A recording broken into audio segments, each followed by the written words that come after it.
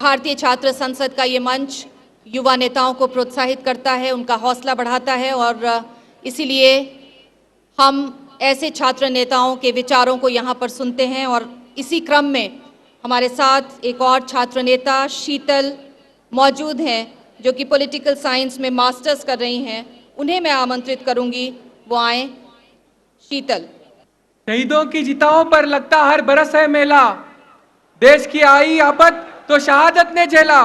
इस शहीदों ने रखी शान मान की, इस मिट्टी को वंदन करो, ये मिट्टी है बलिदान की। Dear sisters and brothers of India, if India has to change, we need politics of development, and to bring this change, we need youth committed to politics. इसी मिशन को लेकर 2011 में भारतीय छात्र संसद का सफर शुरू हुआ और आज मैं विश्वनाथ कराड़ जी और राहुल कराड़ जी को इस बेहद उपयोगी अनुक्रम के लिए उन्हें धन्यवाद देना चाहता हूं। मैं शीतल बिराजदार 4 साल पहले आपके जैसे ही एक उम्मीद लेकर यहाँ भारतीय छात्र संसद में आया था। BCS was not just a learning experience, it was the journey of transformation. 4 साल पहले आपके जैसे ही मैं एक कुर्सी पे बैठा था, पर आज भारतीय छात्र संसद के स्टूडेंट काउंसिल का प्रतिनिधित्व मैं यहाँ कर रहा हूँ।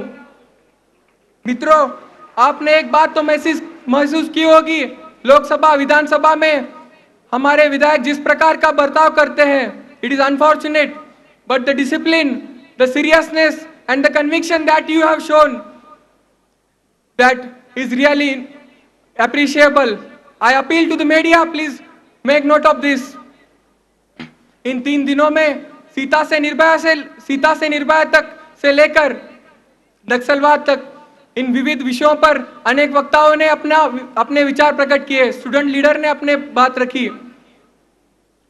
अभी जो सेशन हुआ नक्सलवाद, इस विषय पर मैं अपने अनुभव आपके साथ शेयर करूंगा। पिछले साल जागृत यात्रा, इस भारत यात्रा के दौरान मैंने भारत के अनेक नक्सल प्रभावित क्षेत्र का दौरा किया और वहां के हालात देखकर मैं सुन्न रह गया। यहाँ गांव में जाने के लिए रास्ते नहीं है, बिजली नहीं, अस्पताल नहीं, पाठशाला नहीं, क्योंकि एक तो वो जलाए गए हैं या पुलिस से भरे हुए हैं। यहाँ गांव खाली है और जंगल भरे हुए हैं। आज युवा आदिवासी नक्सली बन रहे हैं क्योंकि उनके पास पेट भरने का दूसरा कोई साधन नहीं। दिन भर तेंदुपत्ता जमा कर 5-10 रुपए मिलते हैं, वही नक्सली उन्हें महीने का 2-4 हजार रुपए देते हैं। और इसीलिए युवा आदिवासियों को व्यवसाय प्रशिक्षण देकर रोजगार उपलब्ध कराना होगा। आज आदिवासियों को AK-47 या बम नहीं चाहिए, उन्हें अच्छे डॉक्टर्स, अच्छे टीचर्स की जरूरत है। वो भी चाहते हैं कि उनके बच्चे अच्छे स्कूल में पढ़े, लेकिन उनके मन में डर है। सबसे पहले हमें इस डर को दूर कराना होगा। आज गांधी के देश में माओ का नारा देने वाले नक्सलवादियों को याद रखना चाहिए कि इस देश की जनता लोकतंत्र पर विश्वास करती है और इसीलिए विश्व की सबसे विशाल लोकशाही आज उतनी ही मजबूत खड़ी है। आज नहीं तो कल हम नक्सलवाद को जड़ से मिटा देंगे। अगर हम चाहते हैं कि सिस्टम में बदलाव लाना है तो आइए सिस्टम का हिस्सा बनिए। कई सारी छोटी बातें हैं जिनसे हम शुरुआत कर सकते हैं, जैसे वोटिंग तो करें, अच्छा चुनोगे तो अच्छा पाओगे। जो उत्साह आपने इन 3 दिनों में दिखाया है वो बेहद ही प्रशंसनीय है। मुझे आशा है यही उत्साह आप आगे बरकरार रहेंगे। मैं 4 सालों से देख रहा हूं युवाओं में उत्साह बढ़ रहा है। आज युवा का ये उत्साह एक शंखनाद है, एक आशा है, एक शुरुआत है।